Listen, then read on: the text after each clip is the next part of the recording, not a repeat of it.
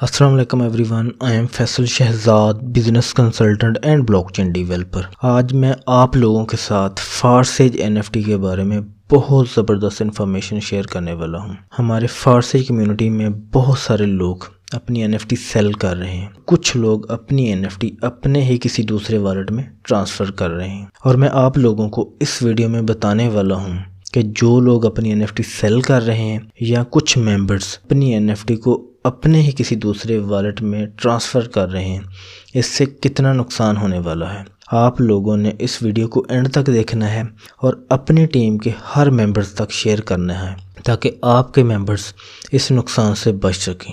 अगर आप लोगों ने इस चैनल को सब्सक्राइब नहीं किया तो इस चैनल को भी सब्सक्राइब कर लीजिए ताकि आने वाली हर इन्फॉर्मेटिव वीडियो आपको मिल सके। देखें, ब्लॉकचेन के जितने भी प्रोजेक्ट्स होते हैं उनमें जो हमें एनएफटी होती है वो दो तरह से हम ले सकते हैं। एक होती है ऑन चेन एक्टिविटी अचीवमेंट, दूसरी होती है एनएफटी बाइंग। पहले की बात करते हैं जो है ऑन चेन एक्टिविटी अचीवमेंट।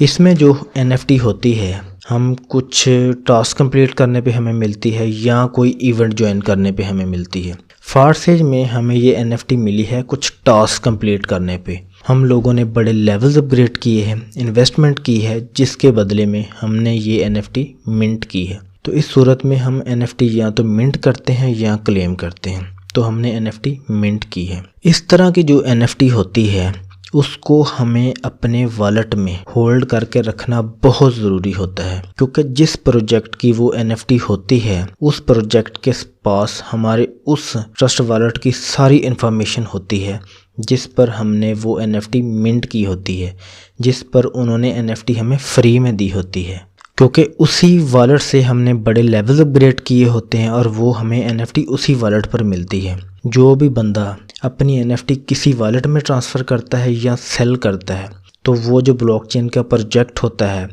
वो उस बंदे को अपने इवेंट से आउट कर देते हैं। उसको जो रिवार्ड मिलना होता है उस एनएफटी से फ़ायदा मिलने वाला होता है वो फ़ायदा नहीं होता उस बंदे को। तो कोशिश करें कि अपनी एनएफटी को ना तो सेल करें ना ही अपने किसी दूसरे वॉलेट में ट्रांसफ़र करें, क्योंकि फारसेज वालों के पास आपका पूरा डाटा होता है, आपका पूरा रिकॉर्ड होता है। जब भी आप अपनी एनएफटी किसी दूसरे वॉलेट में ट्रांसफ़र करते हैं तो उनको यही लगता है कि आपने वो एनएफटी जो आपने होल्ड करके रखनी थी वो आपने किसी को सेल कर दी है। तो इस वजह से वो आपको फ़ौरन अपने इवेंट से बाहर कर देते हैं। और जो लोग एनएफटी बाय करते हैं, जो फ्री में एनएफटी मिलती है, उनको भी कोई फ़ायदा नहीं होता। तो कोशिश करें कि वो एनएफटी जो लोगों को फ्री में मिली है, बड़े लेवल्स अपग्रेड करने पे मिली है, वो बिल्कुल भी बाय ना करें। और जिन लोगों के पास एनएफटी है वो बिल्कुल भी सेल ना करें। तो उसको होल्ड करके रखना बहुत ज़रूरी है अगर आप लोगों ने उस एनएफटी से रिवार्ड लेना है या कोई फ़ायदा लेना है। इस एनएफटी को होल्ड करके रखना बहुत ज़रूरी है आप लोगों के लिए। दूसरी बात ये है कि जब आप अपनी एनएफटी किसी दूसरे वॉलेट में ट्रांसफ़र करते हैं, क्या इससे आपकी एनएफटी का स्मार्ट कॉन्ट्रैक्ट चेंज हो जाता है? बिल्कुल भी ऐसी कोई बात नहीं है। देखें, स्मार्ट कॉन्ट्रैक्ट एक और चीज़ है। उससे होता ये है कि जो होल्डर का एड्रेस है वो चेंज हो जाता है, क्योंकि आपने जिस वॉलेट पे वो एनएफटी क्लेम या मिंट की होती है तो आप दूसरे में उसको ट्रांसफ़र कर लेते हैं तो आपका जो होल्डर एड्रेस होता है आपके वॉलेट का वो चेंज हो जाता है, क्योंकि उनकी टीम को यही लगता है कि आपने वो एनएफटी सेल कर दी है। दूसरी जो एनएफटी हमें मिलती है वो है एनएफटी बाइंग। उसके बाद हमें जो भी फारसेज में एनएफटी मिली है वो लोग बाय कर रहे हैं। तो जो बाय कर रहे हैं हम फारसेज की तरफ से एनएफटी, उसको आप किसी भी वॉलेट में ट्रांसफ़र कर सकते हैं, किसी को भी सेल कर सकते हैं।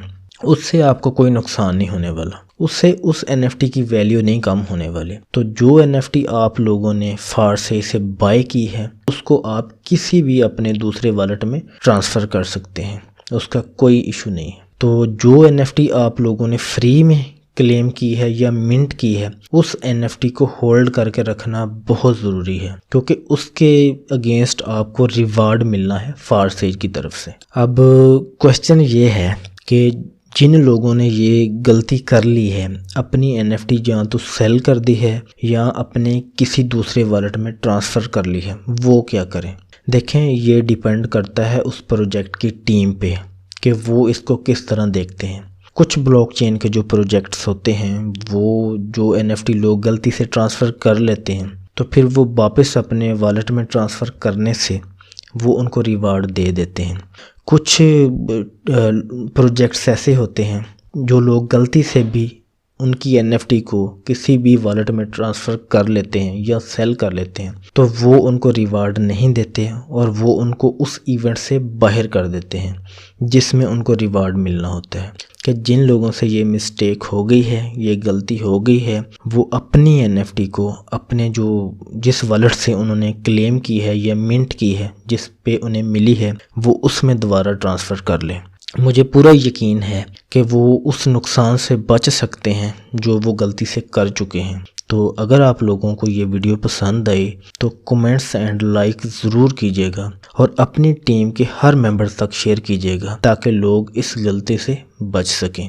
अल्लाह हाफ़िज़।